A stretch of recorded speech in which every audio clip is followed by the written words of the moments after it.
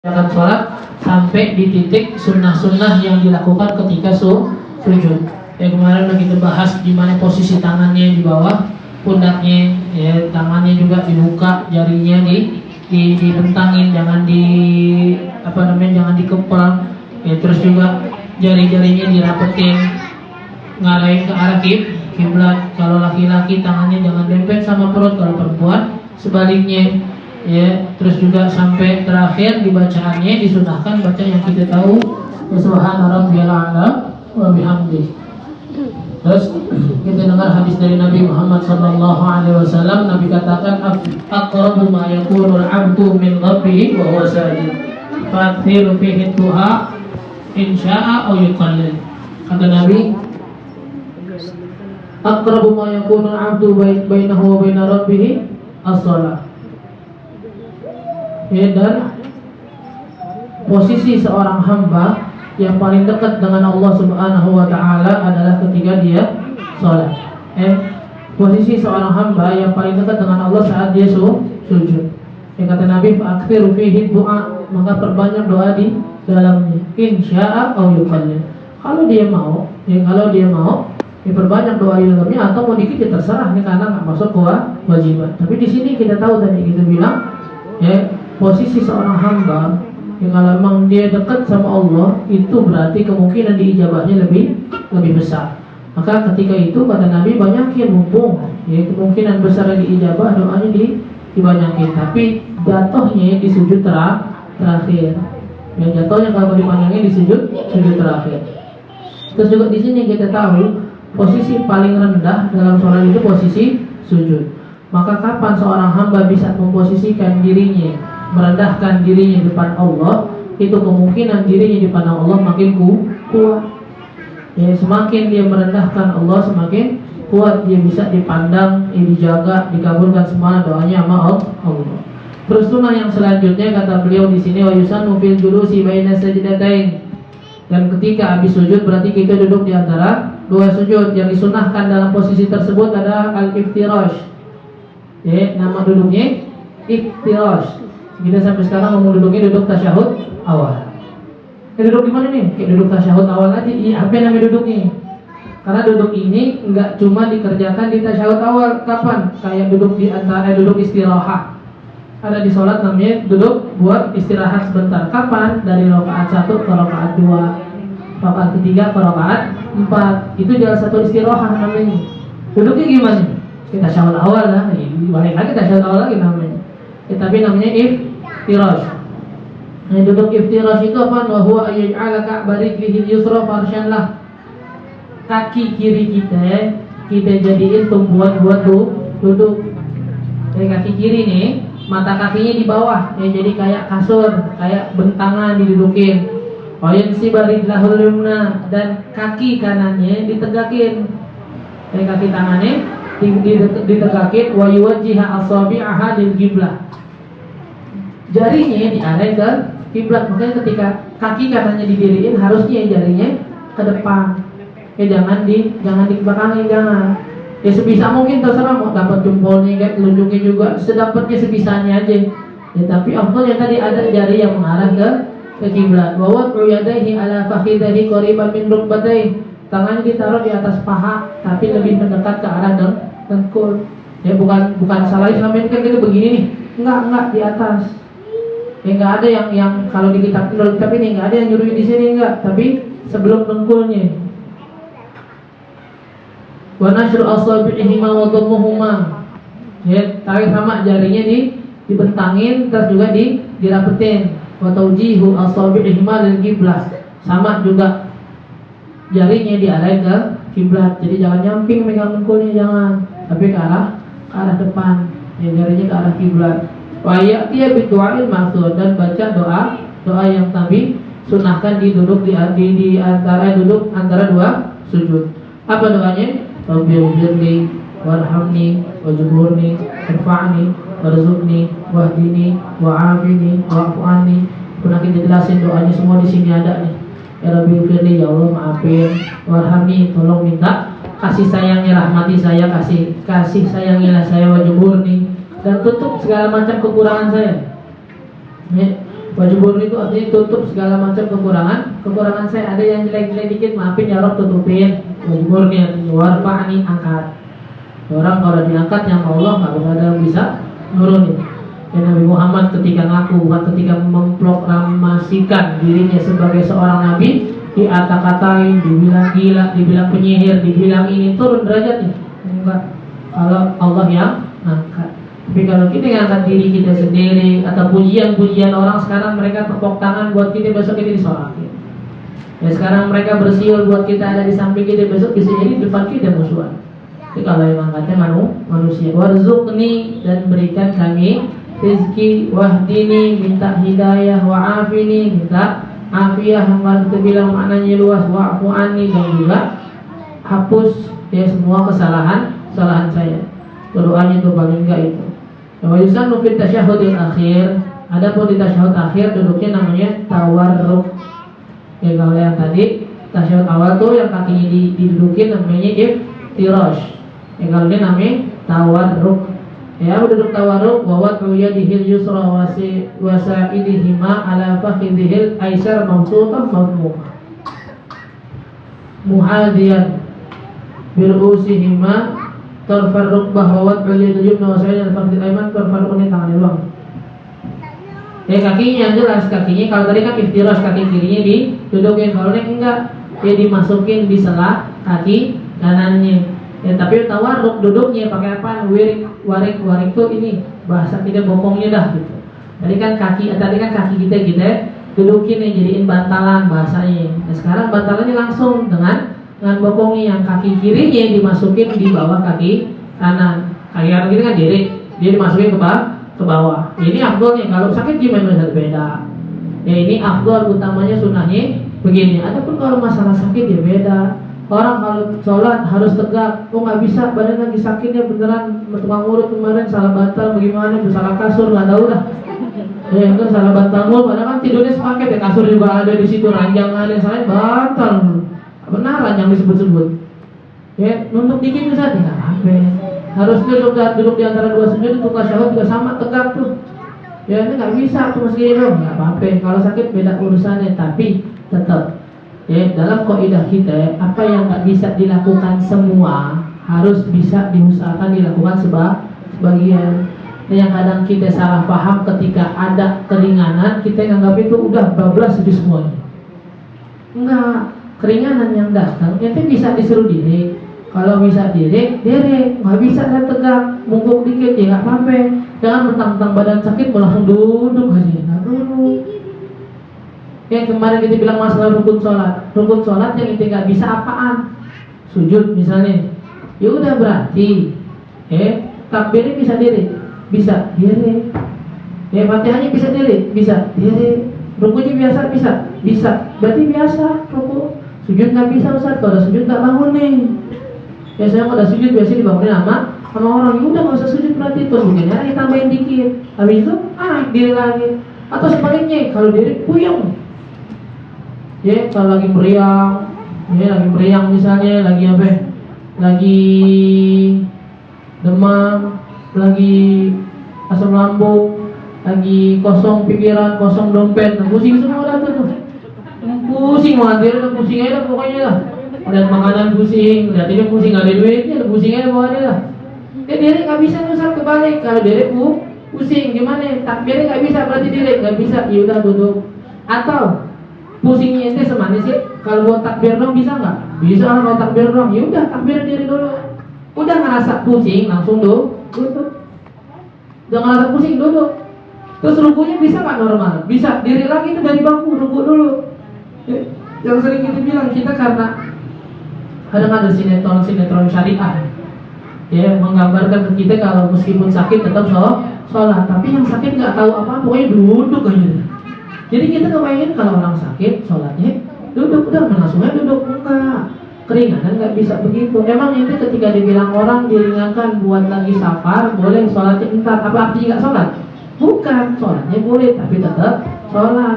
Malam Rabu kita bahas kalau orang lagi sholat atau waktu sholat masuk dia ketiduran, ya jam 11 nih sekarang nih dia tidur, bangun jam 4, berarti waktu sholat zuhurnya lewat. Ya, ada dua nih. Kalau orang ninggalin sholat, di satu sisi ada yang wajib langsung diqadha, ada yang enggak, boleh entar-entaran. Nah, yang boleh entar-entaran maksudnya juga tetap sholat. Ya, makanya sebagian di antara kita salah ketika sholat subuh kesiangan, qadha subuh, udah lewat, masih boleh. Bukan masih boleh, wajib. Cuma permasalahannya ntar apakah kita disuruh qadha buru-buru atau enggak, itu aja. Ya, pokoknya keringanan itu tuqaddaru biqadariha. Ya, atau tuqaddaru bihajatiha, itu kaidah dalam fikihnya ya. Setiap keringanan itu pasti dikadarkan sesuai kebutuhannya. Ya, contoh paling gampang sering kita bilang orang lapar gak ada makanan kecuali daging babi. Jangan dibikinin berbagai macam menu tuh, jangan. Nih oseng-osengnya, nih rendangnya, nih baladonya, nih buat sekarang, nih buat besok, nih buat lusa, nggak boleh, nyimpennya nggak boleh. Ada hari sekarang udah makan cukup. Bahasanya nih kalau seandainya kita tersesat di hutan, butuh makan, cuma ada babi, makan tuh babi, udah kenyang bisa jalan-jalan. Bawa boleh Ustaz, saya tahu tak ketemu babi lagi, ketemu babi. Orang doa kita mudah-mudahan ketemu kambing, ketemu apa enggak nih babinya diharapin. Jangan, udah tinggalin tuh, udah bisa makan, cukup rohnya, bahasanya secara kesehatan zahirnya, rohnya nggak mati, jangan. Itu keringanan kita tuh. Tadi kita bilang di sini, apapun dalam kondisi sakit boleh berubah atau menghilangkan sedikit peraturan dalam agama, tapi bukan berarti semuanya ditinggalin. Itu kalau tangannya, tadi tangannya lagi tawarruknya, lagi tasyahud akhir gimana? Wa yadihil yusra wa sa'idihima 'alal fakhdhil aisar. Kalau yang tadi tasyahud awal boleh dan tangannya agak naik gitu. Kalau yang tasyahud akhir enggak, dilempetin tangannya ini nempel ke paha. Lengannya nempel ke paha. Terus mabsutah madmumah, sama dibentangin tapi dirapetin. Muhadiyan biru'usiha tarafar rukbah. Nah sekarang kalau tadi kan nggak nyampe ujung kalau tasyahud awal, tasyahud akhir pas di ujung ini. Jari tangan sama dengkul samaan setara nih. Ini masalah begini boleh-boleh aja kita perhatiin ya. Tapi lagi sholat jangan jadi fokusnya begini. Wah kemajuan, wah kurang begini. Jadi giniin lagi. Ya tidak, nggak usah. Udah kiri-kiri aja. Jangan sampai nunduk ke bawah, jangan sampai ke belakang. Sisanya nggak usah dirapetin, jadi giniin.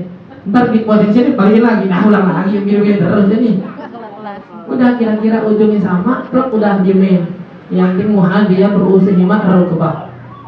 Bahwa ulia dia yumna. Nih, yang tangan kanan yang kadang kita masih belum tahu, yang kadang masih salah. Tangan kanannya sama tuh, lengannya di atas paha.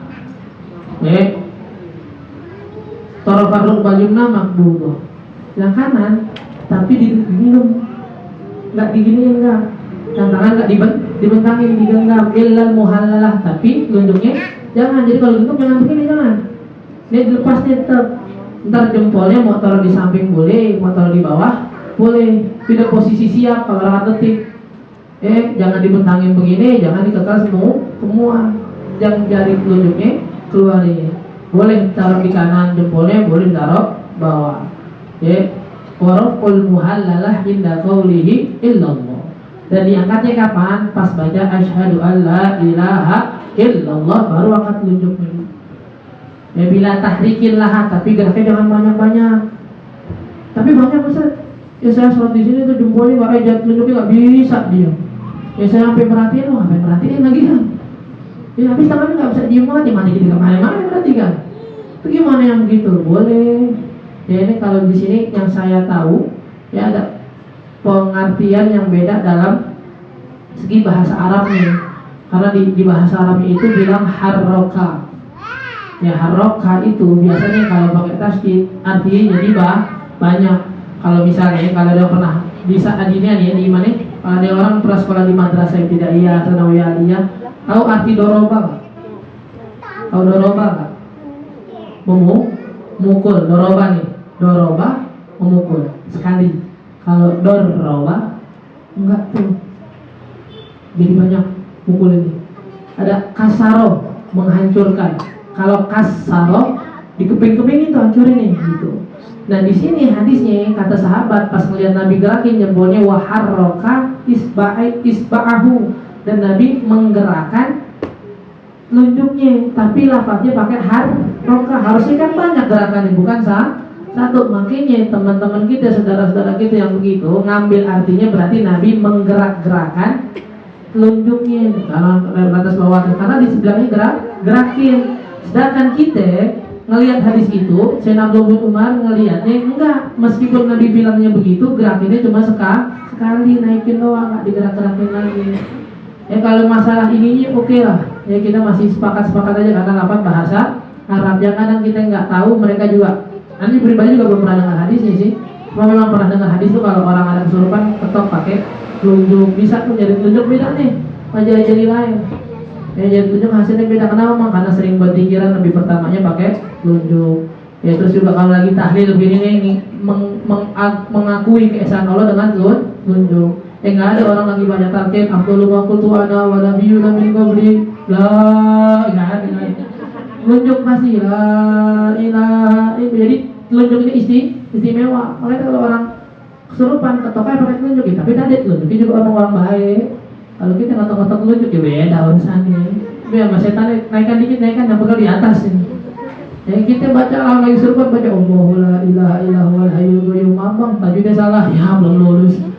Enggak, kalau memang orang istimewa, pasti jempolnya ini telunjuknya beda. Tapi berhasil tadi kita bilang, ya di sini nih yang kita nggak terima karena ada alasan dari mereka. Kenapa sih itu digerak-gerakin? Harusnya bilang aja enggak, karena bahasa Arabnya artinya kayak gitu. Oke, habis perkaranya. Memang apa fungsinya? Katanya gebung-gebungin setan. Dia lagi gebungin setan. Kita jadi nanya kan, setan mana yang segitu dengan sukarelanya diem di bawah telunjuknya dia? Telunjuk lagi gerak-gerak nih, wah kata setan gak ada kerjaan nih, ke bawah angin. Ini digebugin lagi, kalau diusap-usap sekali gitu, lagi ngapain, lagi belai-belai setan, kali enak pules. Ngapain setan ke bawah telunjuknya digebugin? Kan gak masuk akal, jadi masuk kita ya. Kalau cuma cari segi perbedaan bahasa Arabnya, silahkan. Tapi kalau dia bilang diputer-puter dan segala macam gebugin setan, iya kalau ke atas ke bawah gebugin setan, kalau kanan kiri. Ada yang gerakinnya ke kanan kiri, ada yang diputer-puter, itu lagi ngapain setan lagi? Bingung lagi jawabin. Nah, kalau gebuk jelas, kalau ngomong ada orang gebuk kanan kiri nggak ada. Ya kalau putar-putar apa lagi? Ya, hasil tadi kita bilang kecuali jari telunjuknya diangkat ketika bacaan illallah hatta salam, sampai salam diemin, jangan diturunin lagi. Ya, wa nadhuru ila muhallalah ba'da rafiha ila salam. Kemarin kita bilang kalau namanya orang sholat sunnahnya ngelihat tempat sujud. Tapi kalau udah telunjuknya terangkat ngelihatnya ke telunjuk. Allah, kita pernah dengar dari guru-guru kita di sebagian kitab diucapkan.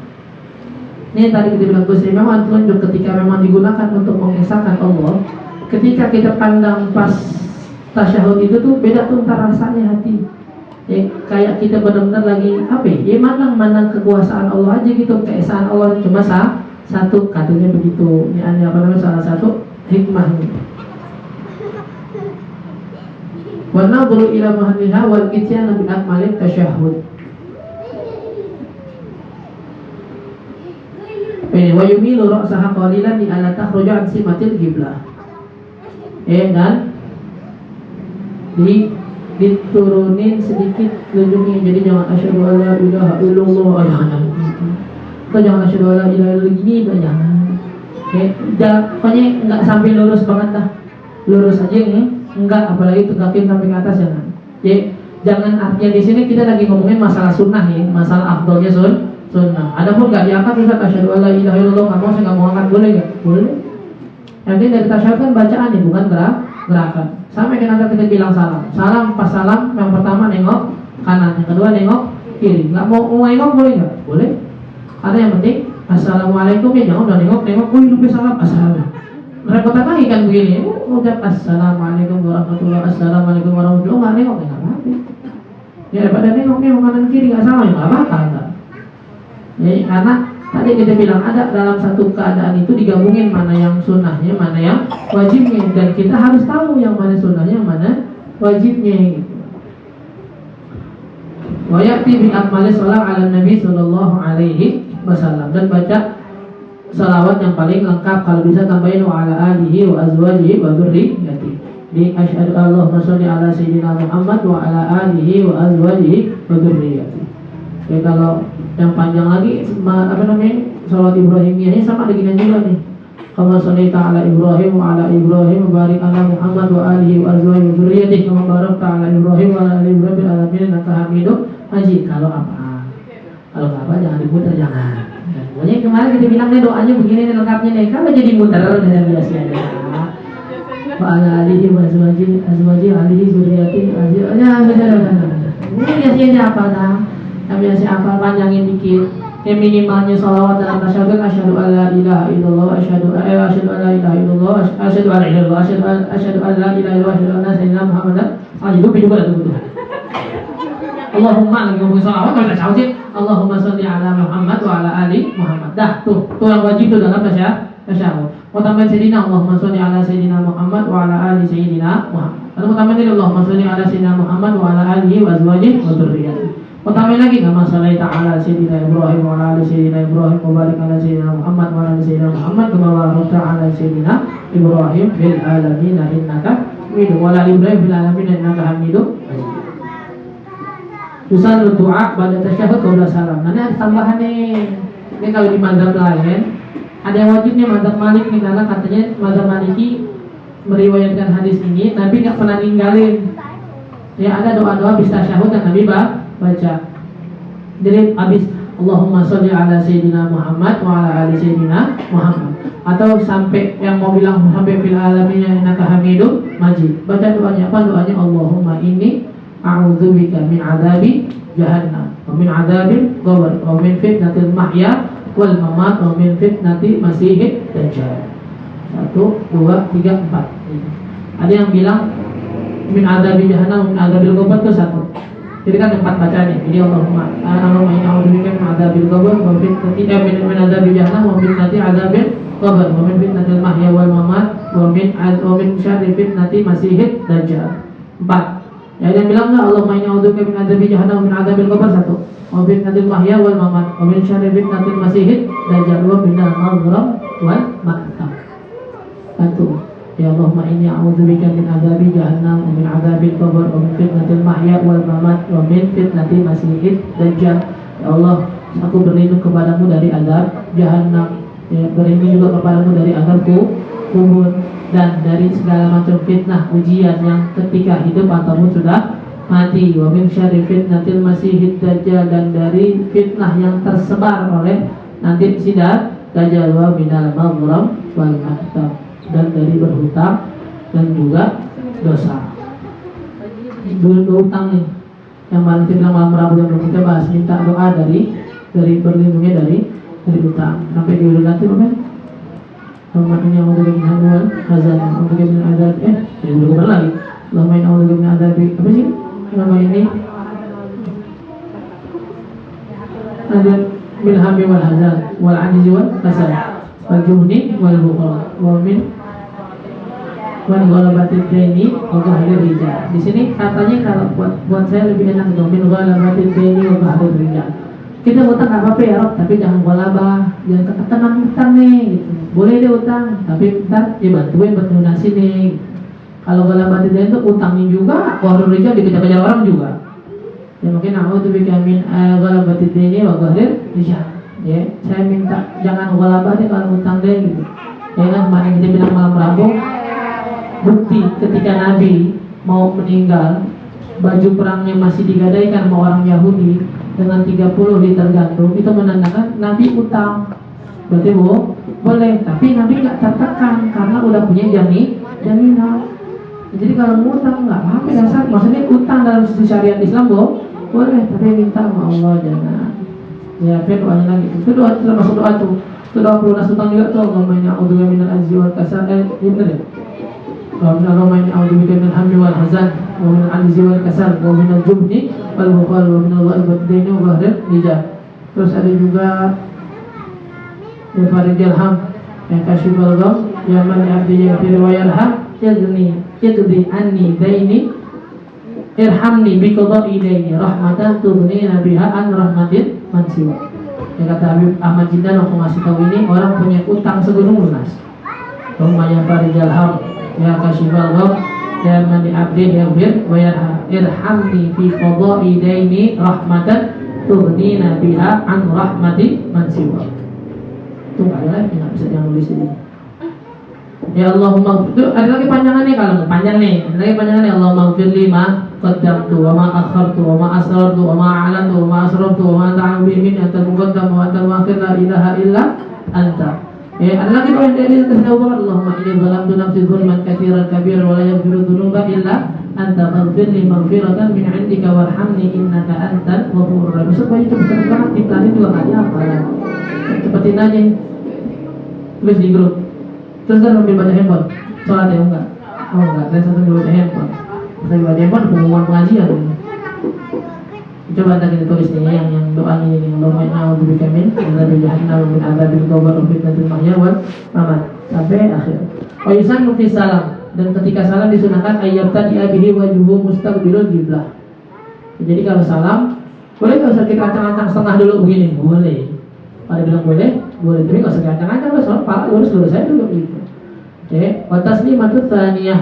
Ya, dan juga habis itu nengok kanan wal iltifat bihaitu yura khadduhu fi taslimataini minal khalaf.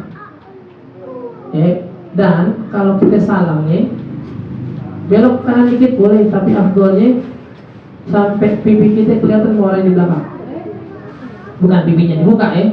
Maksudnya kalau emang kalau ini boleh-boleh aja, nggak usah pakai speaker begini nanti. Ini banget, kulit tuh putihnya gitu, bisa glowing.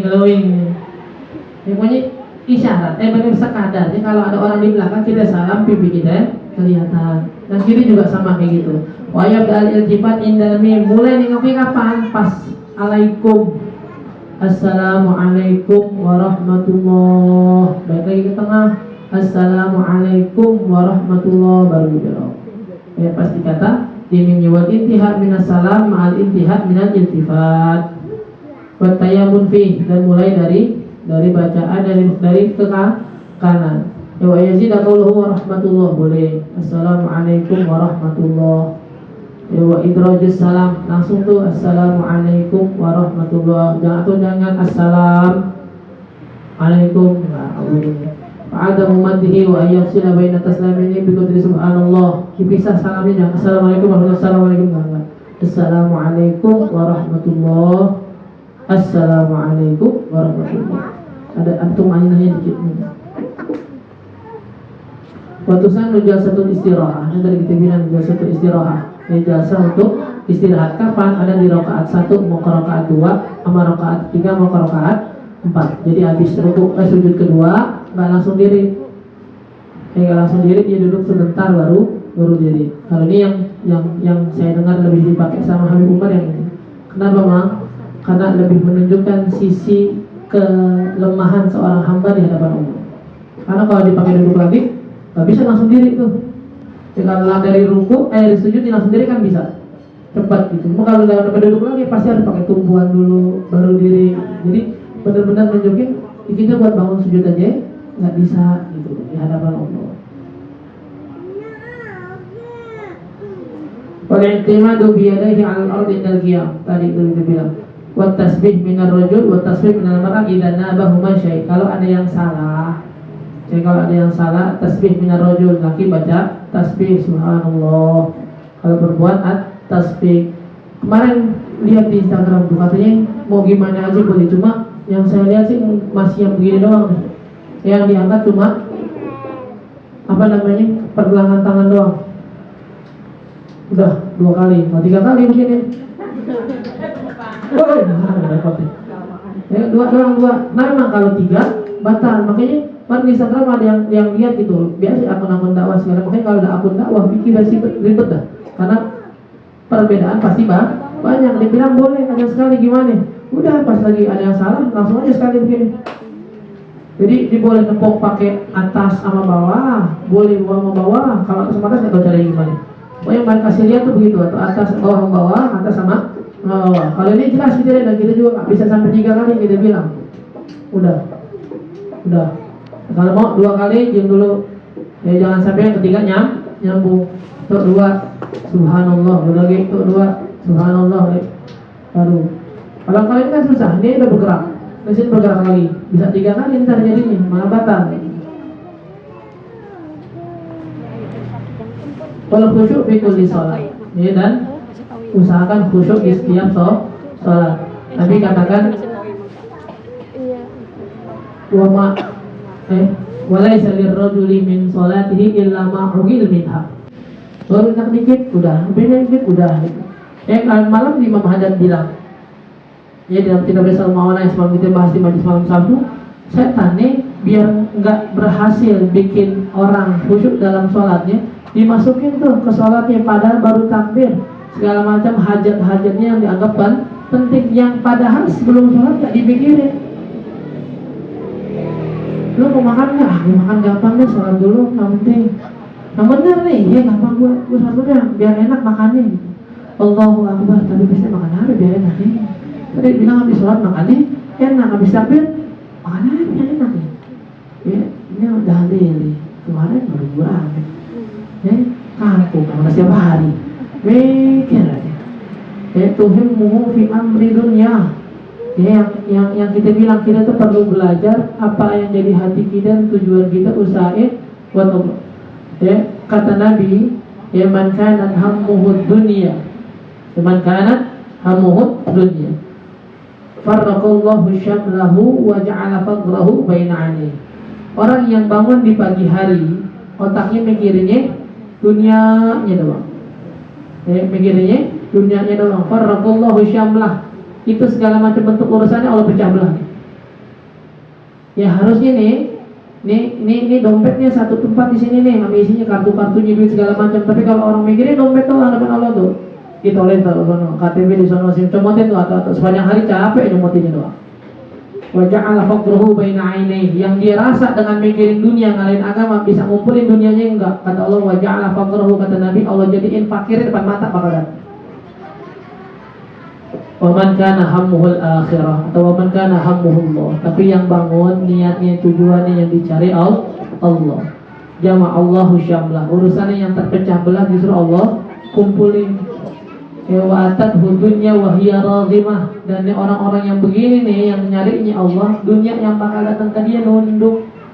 Dunianya nunduk ya, tapi tadi kita bilang gimana kita bisa bilang dunia kita bakal nunduk kalau seandainya kita dalam sholat justru mikirin dunia kita. Fa'in lam yastati, kalau dalam setiap sholat dia nggak bisa khusyuk, maksudnya kalau dalam sepanjang sholat nih dia nggak bisa khusyuk, paling enggak di 3 tempat. Kapan? Yang pertama pas kata doa iftitah wajjahtu wajhi. Pas wajjahtu wajhi, usahain khusyuk hati kita hadir, kita ingetin maknanya wajjahtu wajhi, saya hadapkan diri saya, jiwa saya kepada Allah. Ya, jadi pas lagi sholat nggak salah tuh ucapan wajjahtu wajhi. Terus yang kedua pas kapan? Pas bacaan iya karena wudu wa iya ka nasta'in. Ini lagi bacaan saya hanya menghamba kepada Allah, hanya menyembah Allah, hanya kepada Allah minta pertolongan. Yang ketiga kapan? Pas assalamu alaika ayyuhan nabi. Kenapa? Karena lafaz ka itu dalam bahasa Arab artinya sedang berbicara. Kalau orang lagi berbicara berarti orangnya lagi depan mukanya enggak? Ada.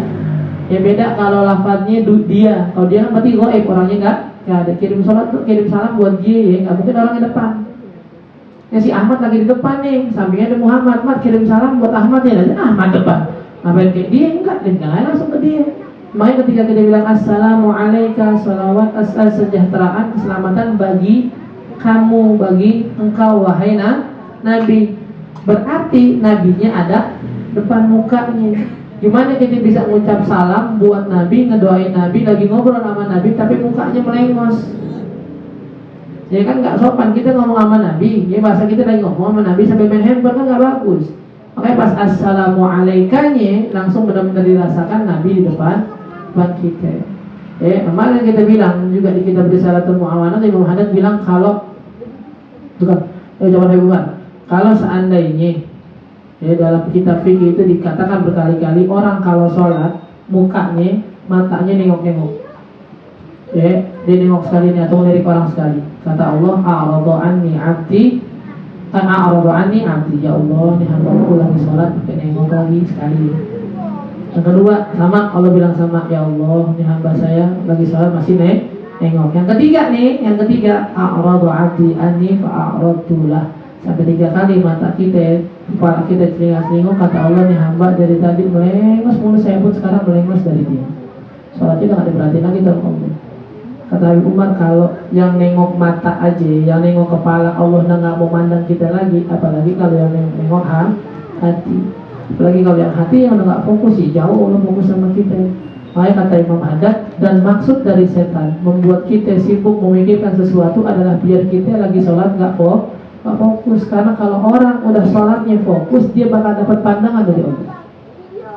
Itu dah kaidah tuh, man aqbala 'ala Allah aqbalallahu 'alaihi. Siapa orang yang fokus terhadap Allah, Allah pun bakal fokus terhadap dirinya. Nah, setan nggak bakal mau siapa ada yang hamba dapat pandangan dari Allah. Qala Imam Ghazali, ya, berkata Imam Ghazali, namanya ngejaga sholat tuh bisa dimulai dari 3 perkara. Apa yang pertama? Isbaghul wudu. Wudunya cakepin. Wudunya cakepin. Yang sunnah-sunnahnya, ya, sampai mana batasannya, semuanya bagusnya dah, pokoknya isbaghul wudu. Karena dalam hadis lain Nabi katakan kuncinya sholat itu dari wudu. Wal iktsar minal ad'iyah fi sholatihi kulliha. Bacaan tadi doa yang semua kita tahu tuh, doa i'tidal, doa dulu, baca semua jangan dilewati. Ya, wa takalluful hudur. Ya, dan maksain buat hatinya fokus. Wa ayyusolli ila sutrah, dan juga disunnahkan sholat tuh ada sutrohnya, satir. Ya, dan satir yang dimaksud di sini bukan penghalang, bukan kanan kiri kita bikinin tenda lagi biar orang ngeliat, bukan. Satir di sini kita sholat ada sesuatu di depan kita. Ya, khususnya kalau emang sholatnya nggak di masjid, nggak jamaah nih, sholat jangan pleng begitu aja gitu, ada sholat aja, ada orang lewat segala macam nggak tahu tuh, jangan. Ya, makanya di sini kalau bisa ada orang atau ada tembok atau tiang yang tingginya nggak kurang dari 2/3 lengan kita. Kan lengan segini nih, 2/3 sehingga 30 cm lah. Kalau ini kalau nggak salah ukuran umumnya 48, berarti antara 20 cm dah, 20 sampai 25 cm. Kalau kita lagi sholat di mall, di rest area, ya sholat nggak ada tiangnya nih, ya takut orang lewat banyak, ada tas, taruh tas di depannya. Yang pertama pasti lebih aman karena kita lihat. Yang kedua bisa jadi satir tadi. Kalau tas taruh di belakang, tas taruh di samping, jadi deg-degan, taruh depan aja udah. Jadi sekalian tadi buat jadi satir. Kenapa? Kalau udah ada satirnya, kita lagi sholat dilewatin nggak salah, orang yang lewat pun nggak salah. Karena bahaya tuh orang yang lagi sholat dilewatin begitu aja. Yang pernah kita bilang kan, Nabi bilang kalau seandainya orang ngelewatin orang yang lagi sholat, dia tahu hukumannya dari Allah ini berat, dia bakal memilih untuk menunggu selama 40 tahun daripada harus melangkahi orang sholat. Tapi kalau seandainya sebabnya orang udah tahu sholat, misalnya lagi sholat tarawih, ya, atau sholat isya, masjid tidak lewat orang banyak nih, ini malah sholat di depan pintu, pakai satir kagak, orang yang lewat salah ya kagak, dia yang salah. Ya, karena dari awal memang banyak yang kosong, kanan kiri ada, atau dia harus pakai gituan, dia nggak pakai satirnya tadi. Au yang siwa asan, atau kalau ada kayu taruhin. Au yakrus syajadatan, au yakut tohatan, atau terakhir pakai sejadah dah minimal. Jadi kalau orang udah ada sejadah ini, itu sebenarnya udah bisa dilewati. Nah, repot kalau sholat ubin semua, jadi nggak nawar batasan sedikit pun apapun. Ini kalau buat sejadah nggak ada, Ustaz, adanya cuma kerudung doang nih dikit, nggak apa-apa, geletaknya depan nih. Jadi kayak garis itu geletaknya di kerudungan udah jadi. Ya kan kerudung nggak bisa didiriin. Ya bisa ditidurin dong, bikin seakan-akan bikin garis, jadi orang yang lewat tuh ya gambarannya di hadapan Allah udah lewat depan. Nah, kalau seandainya orang udah bikin gituannya baru nih, kalau seandainya orang udah bikin gituan masih dilewatin, baru boleh masih jagaan, kasih tahu. Kita udah pakai tas nih, orang mungkin nggak lihat, anak-anak lagi ngobrol sambil jalan, kita halengin, boleh. Ya, kalau udah ada sutrohnya tadi, satirnya. Kalau nggak ada, enggak, kita malah yang dilarang buat ngalingin. Makanya kita bilang berkali-kali, orang yang sholat di jalanan, sholat Jumat segala macam, dasarnya nggak boleh.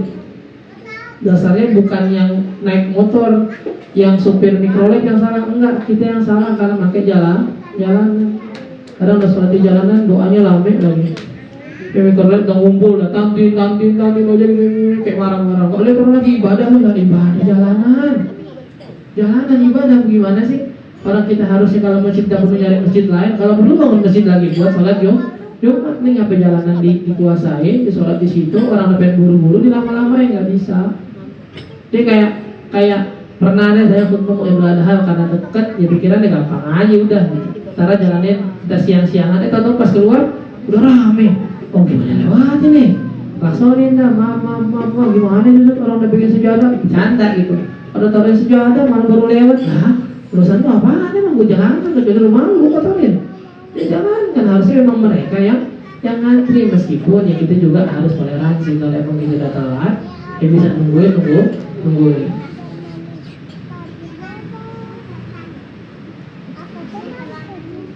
Wakul sutratin ya wakul sofin sutratuha soful ladhi qablaha. Ya, dan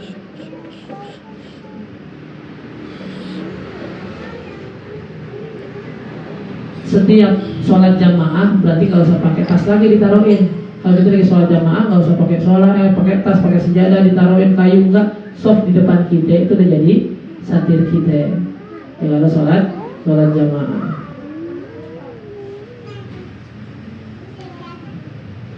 Ya. Ya kita habisin nanti cuma baca apa yang pikiran doang. Insya Allah kalau ada itu saya ringkasin yang mau dibaca ya biasanya. Jadi besok minggu depannya tinggal bab masalah yang berkaitan sholat. Di sini ada sunnah-sunnah setelah sholat. Yang pertama, ya setelah sholat nih bersalam apaan? Istighfar tiga kali. Ya, istighfar 3 kali. Ya ada yang habis itu yang menambahin musab mukanya baca asyhadu an la ilaha illallah warrahman arrahim Allahumma adhib 'anil hamma wal hazan. Ya Allah, hilangkan dari saya segala macam kesedihan dan kegundahan. Ya pokoknya umumnya kita istighfar 3 kali. Habis itu apaan? Allahumma antas salam. Ya sampai akhir tuh ya dzal jalali wal ikram. Terus baca apa lagi? Allahumma la mani'a lima a'taita wa la mu'tiya lima mana'ta wa la radda lima qadaita wa la yanfa'u dzal jadd minka jadd. Baca Allahumma inni ala dzikrika wa syukrika wa husni. Habis itu ayat kursi, istighfar, Allahumma antas salam. Terus apa namanya? Allahumma la mani'a, Allahumma inni ala dzikrika, atau baca ayat kursi. Ayat kursi habis sholat jangan malah tinggal. Biasanya seringkas-ringkasnya guru kita habis sholatnya mau buru-buru baca Allahumma antas salam, ayat kursi, habis itu Fatihah, langsung doa. Ya bukan berarti subhanallah yang penting enggak. Ini habis itu sebenarnya habis ayat kursi subhanallah 33 kali, tapi ayat kursi yang melazimkan ayat kursi habis sholat enggak ada jarak antara dia sama surga kecuali nungguin mati. Enggak ada jarak antara dia dan surga kecuali kematian. Kasarnya lu mati pun masuk surga.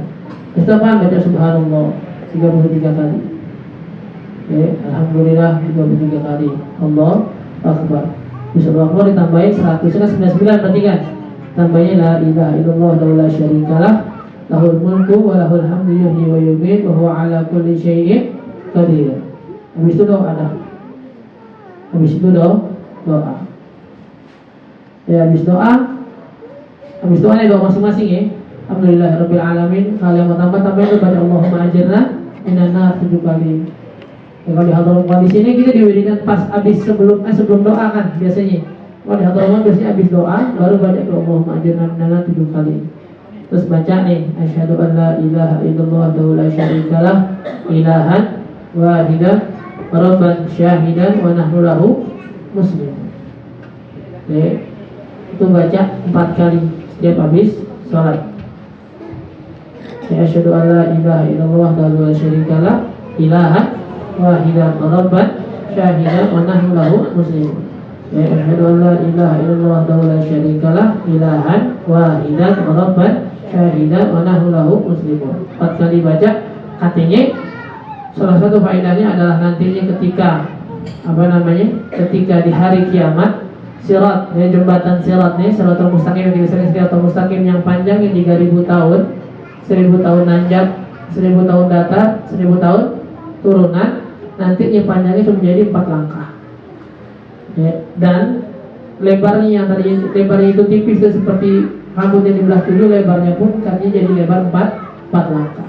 Jadi pendek terus lebar yang menjamin kita bisa lebih selamat. Dari mana tadi?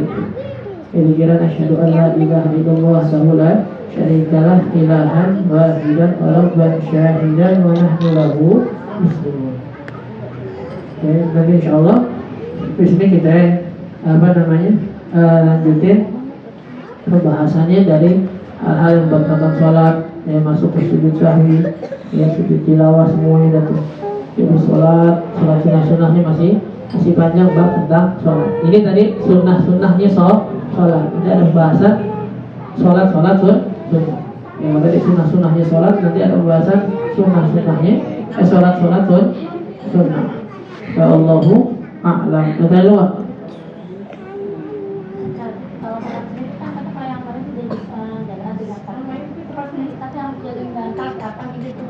Ini yang tadi itu kalau ada sholat nih. Ini sih posisinya sebenarnya kalau buat saya tuh yang di lantai nggak pakai apa-apaan lah gitu. Jadi kalau udah lantai doang nih, pertama sholat belakang tiang. Nggak ada tiang, Zat. Belakang orang yang belakang tembok nggak ada nih. Pakai barang yang lebihnya 25, yang tingginya kalau bisa 25 cm. Nggak bisa bikin garis. Pakai sejadah bikin garis. Iya, karena kalau udah pakai sejadah udah tuh tingkatan terakhir tuh berarti sejadah. Jadi kalau kita lihat orang sholat pakai sejadah atau di masjid ada sejadah-sejadahnya tuh, kalau di depannya udah boleh sebenarnya. Ini kalau lihat dari gambaran sini nih, karena di tiap sajadah itu tingkatan terakhir seakan-akan dia udah bikin garis. Karena kata-kata bikin garis kalau di ubin nggak mungkin. Gimana kita masa kalau lagi mau sholat nyari spidol dulu bikinin garis itu enggak. Ini kata-kata bikin garis di sini kalau sholatnya di pasir. Ya Nabi lagi safar sama sahabatnya sholat di atas pasir nih, padang pasir nih. Akhirnya nggak ada apa-apaan, dibikinin tuh garis depannya jadi imam. Jadi misalnya tempat wudhunya ada di depan, orang lewatin pun nggak masalah karena udah ada garisnya tadi. Kalau di rumah tadi dah, cari tas, cari bantal, cari botol aku, AP, tupperware semua, taruh ke depan dah, tumpuk udah sampai pintu dah. Kalau nggak ada apa-apaan gitu. Itu sunnah. Biar tadi yang lewatin nggak salah dan kita pun nggak termasuk terlecehkan sholat kita karena udah ada penghalangi tadi. Kan kita sholat kan baca Al-Fatihah dengan terus tak lupa sholat baca Al-Fatihah terus baca lagi. Mas baca Al-Fatihah belum ya? Kita baca lagi tuh. Walaupun diulang-ulang nggak apa-apa, cuma tadi kalau saya pribadi was-was wajar. Yang kemarin kita bilang tuh sering kita ulang-ulang, kalau orang was-was berarti ilmunya masuk. Kita nih Fatihah ingetin jangan sampai lewat tasdid nih. Kali-kali kita bilang jangan lewat tasdidnya. Mesti pikirin dah pas mau sholat pasti pakai banget. Bismillahirrahmanirrahim. Alhamdulillahirabbil alamin. Ar-Rahmanir-Rahim. Maliki yaumiddin. Iya, karena belum nih. Iya, belum. Iya, jangan banyak. Sekali aja udah. Sekali ulang wajar udah. Iya, apa yang kurang nih? Iya, udah. Wudhu nih, ayo lupa dari tangan bawah kali diulang lagi sekali. Udah. Kita jangan udah kiri, udah kepala, mau kaki. Kayak kurang lagi nih, jangan. Ini lama-lama di kamar mandi wudhu bisa setengah jam nih. Saya punya teman di Hadramaut orang Malaysia. Kalau udah mandi wajib bisa 3 kali mandi ya. Udah keluar masuk lagi, Tadi obatnya salah satunya ilmu. Nih sekalian, kalau orang mandi wajib lupa ada bagian yang belum terbasuh, pakai kutek nih belum hilangin dulu, mandi ulang lagi, nggak usah, jarinya aja terusin. Kita kadang kerajinan 3 kali mandi meriang nggak keluar. Nah, yang mandi wajib diulang 3 kali, harus rata. Berenang 3 kali sehari aja meriang, dan mandi lagi. Masukin lagi kupingnya semua, nggak usah. Tadi yang lain udah kena, udah yang belum aja mandi. Tuh, tadi makanya was-was itu obatnya ilmu. Tadi apaan? Wah, kayak belum baca materi. Baca sekali nggak apa-apa. Terus mulai baca surat pendek lagi. Kadang-kadang digodain lagi. Oh jangan udah. Kalau dibilang batal lo biarin, batal lah. Biarin lo kadang-kadang was-was gitu kudu dilawan. Makanya kalau orang udah punya penyakit was-was nih, dalam fikih khususnya, diskusinya jangan lebih dari 1 orang. 1 orang aja udah. Gurunya yang dia ajarin katanya lagi was-was begini gimana ya? Gurunya bilang nih, udah besok kamu begini. Masa begitu? Lu percaya sama gua? Saya udah jalan. Lu kita punya teman gitu. Dia was-was mana tempat kotor, gua ada najis ya sudah pokoknya. Kotor orang beda ya. Kali-kali kita bilang kotor sama najis. beda nih, jalan nih ke depan nih pakai sendal, cuci langsung, nggak boleh nggak cuci ngerasa nggak sah sholatnya dia. Najis, nggak najis. Akhirnya gurunya bilang, ya dengan segala keluasan ilmunya ya, dimasukin ke madhab lain segala macam, mulai besok lo ke pesantren nggak boleh pakai sendal. Terus Ustaz gimana? Pokoknya nggak usah pakai sendal. Dia mikirnya, entah itu, oke lah, pakai sendal, entah tinggal cuci kaki doang. Tapi gurunya jagain nih, pas tiap dia datang sholat zuhur, sholat langsung. Kaki Ustaz, sholat cepetan. Kaki gue yang nanggung, begitu Ustaz nih, gue yang nanggung. Sholat akhirnya sholat, sama nggak percaya. Akhirnya tadi dia bilang karena kita udah paksain ke satu orang dan orang itu kita yakinin mampu ya, tahu dia kalau mau nyuruh kayak gini bukan sekedar nyuruh tapi ada ilmunya udah dikerjain. Sebulan 2 bulan sembuh tuh, nggak ngerasa kotor lagi, ya ngerasa najis lagi, was-was lagi. Pulang liburan sebulan begitu lagi balik. Di sini juga sama, ada teman-teman kita gitu malam Rabu setiap hari nanya kalau hujan, musim hujan banyak yang nanya. Masa musim hujan bisa? Jangan ada anjing, ada air genangan sampai saya kena. Lu lihat tuh anjing mandi, emang showeran di situ? Enggak, ya udah. Pas lagi pom bensin ada anjing satu depan. Emang tuh anjing mau pom bensin terserah lagi jualan aqua kali. Mati dari rumah enggak, soalnya anjing itu tahu anjing seberat ini jilat dong enggak. Titik ya, titik dalam masalah najis. Ini cuma nambah doang. Titik dalam masalah najis, kalau kita lihat benar najisnya. Dah. Kalau benar kita lihat najisnya, najis itu berarti nggak bisa pura-pura bego bahasa kita gitu. Wah kena tai ayam, bukan tai ayam kali ini jelly, nggak bisa. Udah ngeliat. Tapi kalau seandainya bentuknya nggak ketahuan, nggak usah dipastiin itu tai ayam, pasir kali ketumpuk, ini ngumpul segala macam keinget, udah biarin. Nah soalnya juga sama. Takbir nih, Allahu Akbar.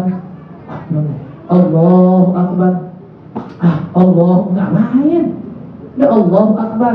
Lu bilang kali-kali kan kita ajarin Allahu Akbar, benar nggak? Udah Bismillah. Malah ada pendapat yang kali kita bilang Allahu Akbar nih, kita lepas tangan kita terus takbir lagi, batal tuh malah sholatnya. Karena kalau sholat takbir yang pertama masuk. Kalau kita niatin takbiratul ihram lagi berarti malah keluar, bukan masuk sholat. Jadi kalaupun kita was-was niatin dulu, ya Allah batalin, baru takbir lagi. Tapi wahnya tadi kita bilang kalau diulang lagi Fatihahnya boleh nggak boleh. Tapi tadi kita bilang, maksudnya kita tegasin kalau masalah was-wasnya hati-hati. Karena tadi kalau kita terusin maka nggak berhenti. Kalau lewat belakang orang sholat boleh nggak boleh? Di belakang mana ini? Maksudnya belakang doang gitu lewat? Ya nggak apa-apa. Yang nggak boleh di depan. Yang nggak boleh depan karena memecah, diputus karena memutus hubungannya sama Allah dan menggabungkan sender sih. Iya. Kalau udah suci dari haid setelah 13 hari keluar, tapi bukan warna darah, warna coklat yang baru itu sah. Nggak sholatnya kelas dia dulu. Kita udah suci dari haid setelah 13 hari keluar, tapi bukan warna darah, warna coklat.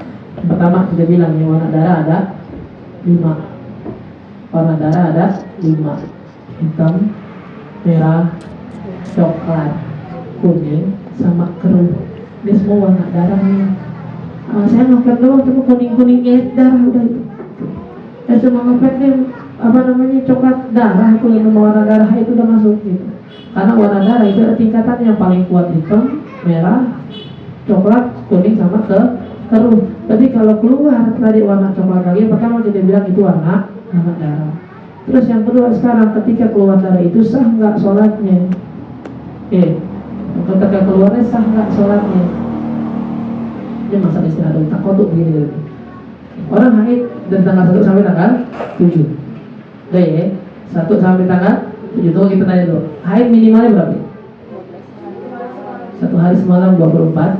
Nah, maksimalnya 15. Udah ya, 1 sama 15. 1 sampai tanggal 7 keluar nih. 1 sampai 7 keluar. Oke, itu semuanya haid karena nggak lebih dari 15 hari. Ditambah 13 suci. Berarti anggaplah tanggal 20.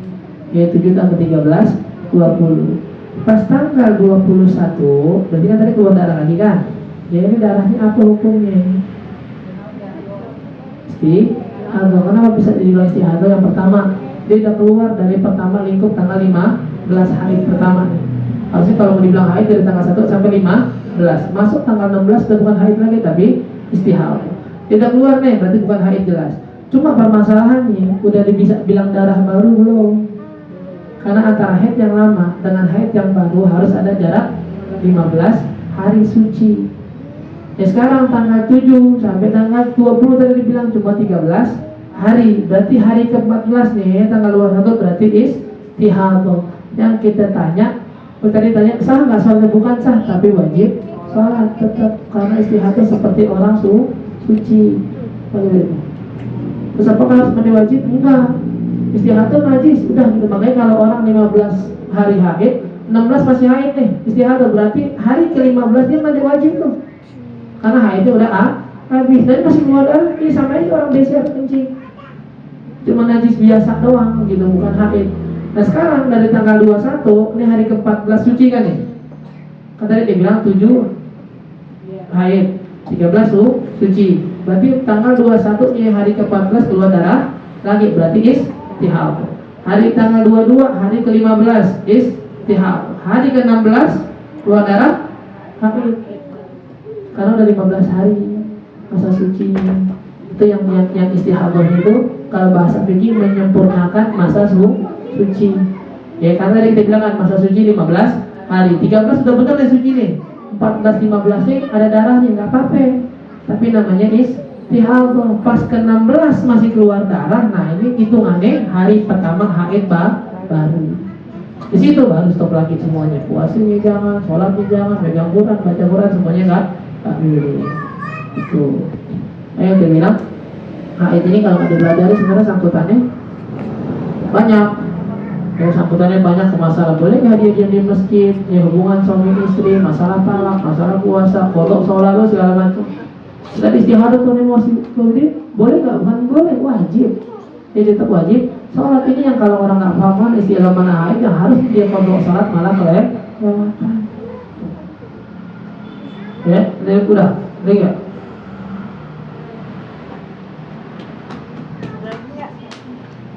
Gimana sih?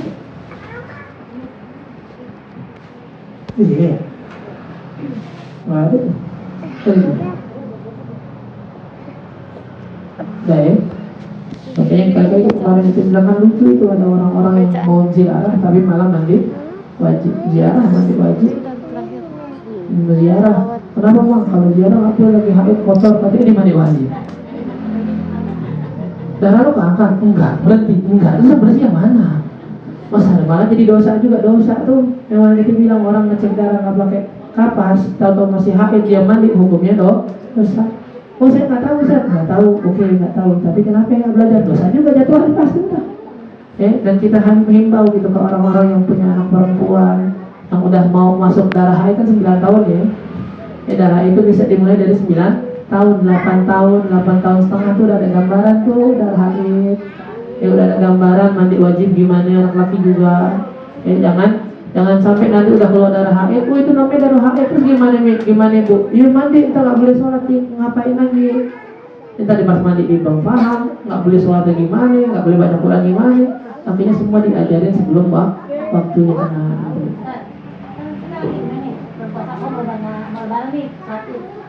Alhamdulillah bersih, kembali ke dulu. Tadi sholatin. Pas bisa siangnya keluar lagi. Makanya tadi kita bilang pas ngecek darah nih, ngecek nih, biasa hari berapa hari 7. Udah nggak kelihatan nih di pembuluh udah nggak kelihatan. Gimana cek pakai kapas? Cek pakai kapas. Tapi jangan di pas puasanya kalau musim puasa. Nggak baru mereka lagi haid. Dicek nih. Kalau keluar tuh kapas nggak ada hitam, merah, kuning, coklat, keruh, berarti bersih. Tunggu dulu. Biasanya kalau begini udah pasti belum? Apa harus dipastiin nunggu berapa jam? Saya kalau baru berhenti doang kayaknya bisa keluar lagi nih. Kalau udah 5 jam nggak keluar, baru itu namanya bersih. Ya udah tunggu dulu 5 jam. 5 jam nggak keluar udah mandi. Besok keluar lagi nggak apa-apa. Berarti ini zahirnya secara syariatnya mandinya udah waktunya udah benar. Tapi kalau nggak pakai dicek, nggak pakai dipastiin dengan waktu yang biasanya, ini yang dikatakan mandinya nggak pakai ngecek udah bersih atau belumnya tadi. Kalau udah bersih, udah ngecek segala macam, udah mandi, sehari keluar lagi. Nah itu namanya yang entar keluar, entar keluar, nggak masalah. Yang masalah adalah ketika dia mandi nggak dicek dulu gitu. Dah. Allahu a'lam. Dan Allah berikan ilmu yang manfaat dunia dan akhirat, berikan istiqomah untuk senantiasa hadir majlis ilmu, kabulkan segala macam doa dan hajat kita, mudahkan usaha kita dunia dan akhirat. Mudah-mudahan ya Allah jaga guru kita, orang tua kita, jaga kita semua, keluarga kita, kaum muslimin dan muslimat dari berbagai macam balak wabah serta musibah dan fitnah dunia dan akhirat. Berikan panjang umur dalam sehat afiat, istiqomah di jalan Allah Subhanahu wa taala. Dan semua yang lagi sakit diangkat penyakitnya oleh Allah Subhanahu wa taala, dan semua donatur, semua orang yang bantu majlis kita dengan tenaganya, dengan waktu dan pikirannya, dengan materinya diberikan keberkahan dan bantuan khusus dari Allah Subhanahu wa taala. Mudah-mudahan kita mendapatkan husnul khatimah ala hadhihi niyyah wa ala kulli niyatin salihah wa ila hadratin Nabi Muhammadin sallallahu alaihi wasallam. Al-Fatihah.